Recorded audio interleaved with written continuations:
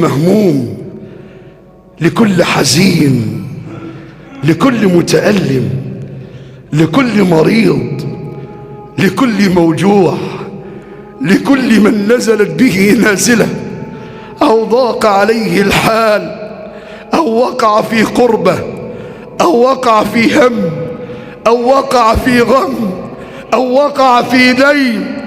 اسمع ماذا قال الله: وإذا سألك عبادي عني، وإذا سألك عبادي عني فإني قريب أجيب دعوة الداع إذا دعان.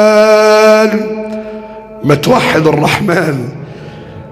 قريب، الله قريب، أقرب إليك من حبل الوريد. لكن كثير من العباد يغفل عن هذا الأمر، يغفل أن الله قريب.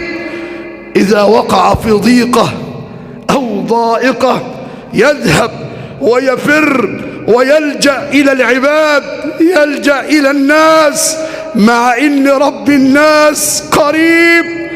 أجيب دعوة الداع إذا دعان.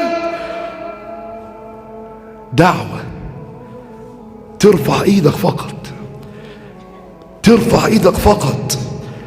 بترفع ايدك لمين؟ للإله، للملك، للخالق الذي إذا تذللت إليه أجابك، وإذا افتقرت إليه ضمنك وكان ضمانك.